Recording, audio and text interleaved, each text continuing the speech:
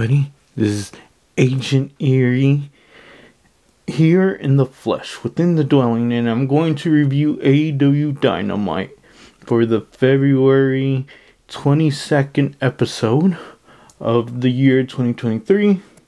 Now, it started off with the fighting over the All-Atlantic belt. And I guess Orange Cassidy had some gimmick going on. And I guess him and Yuta had a beef. Orange Cassidy and Yuta fight. And a couple of moves. One specifically, Yuta seatbelt. And, well, all of a sudden after that, Yuta got out. He took a breather. And guess who came down?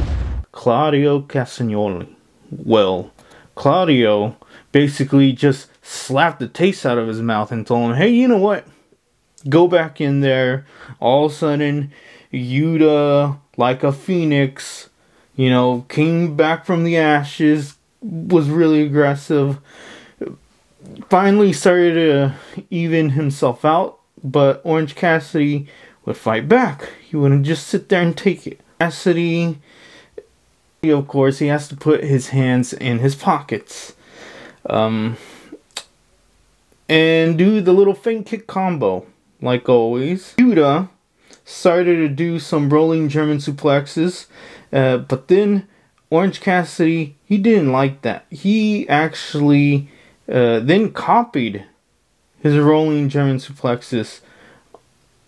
There was also this situation where Cassidy was hugging him, and Yuta didn't like that. He gave him a present back, and that was a headbutt straight into his head. Actually, they got into the situation where you know how Yuta or anybody in the Blackpool Combat Club has to do those elbow strikes across the chest.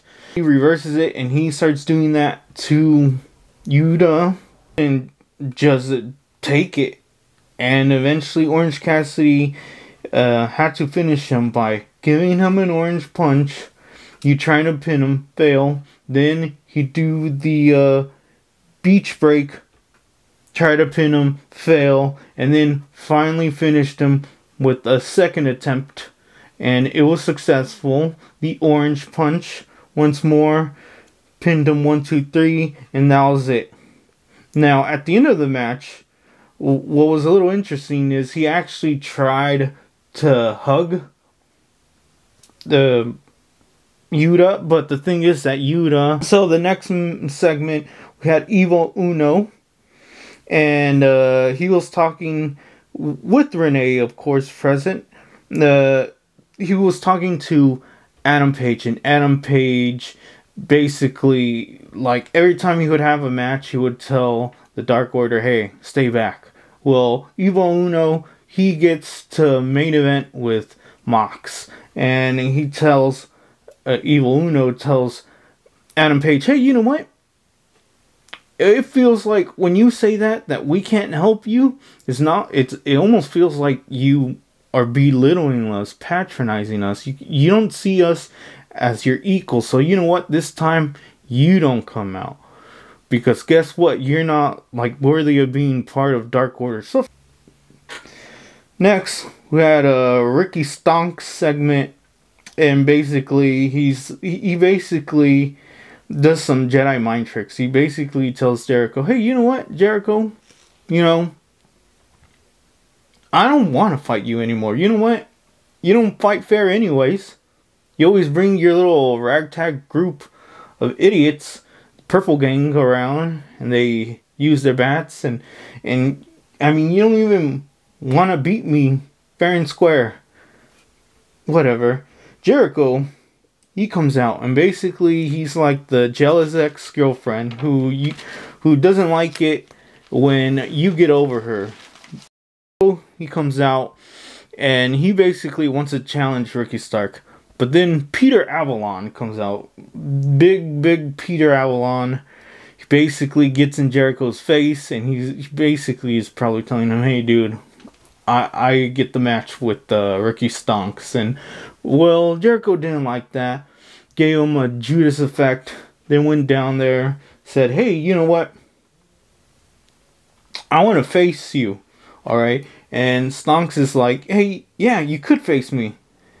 And I have the contract here. You ready to sign this? And Jericho's like, oh, never mind. Jericho, with the sour face, does the old pin thing that from WWE. I remember he had this gimmick where he had to be on a list. All right, him and Kevin Owens. They had some group. It was garbage. That's what I remember. I mean, even Jericho said that was a dumb gimmick. I feel bad though for the people who actually wish for that gimmick to come back. I guess they promote some Revolution Tag Team Battle Royale that's going to happen next week. Even though this night they actually have a Battle Royal. It's 2 separate Battle Royals, whatever. Tony Khan's booking. Then we got the Acclaim. They fight Big Bill and Lee Moriarty. Like always, Max Caster gives some brutal verses out there. Basically, the best line I could think of. I mean, they're all great lines, but the best one that I could probably mention, because the other one should be censored, is he tells Stokely, hey, you know why you have a cast? It's because you can't help but touch yourself. Alright? That's a censored sugarcoat version. Guys, ladies, watch AEW Dynamite. Believe me, that segment, like always, he's fire. So they have their match.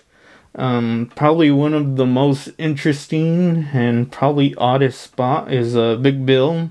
He utensils himself in the middle of the ring. Yes, as bizarre as that sounds. Look at the image.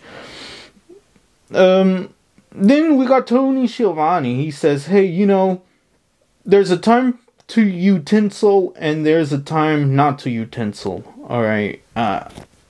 People, I have to censor what I say sometimes because, YouTube. Then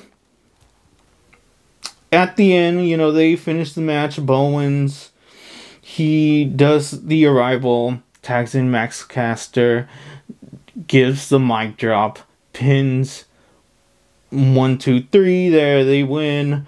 Billy Gunn, he shakes off the cobwebs because he was attacked by his sons. His sons, like little hyenas, are over there at the stage area. They jumped him, I guess, during the match. Pretty horrible children, right?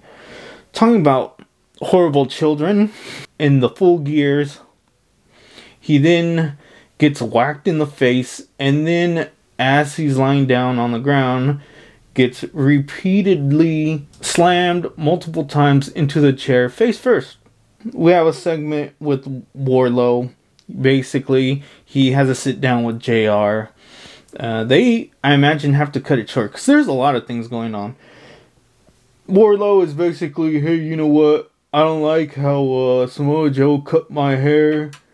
It's the only connection I had with my dad.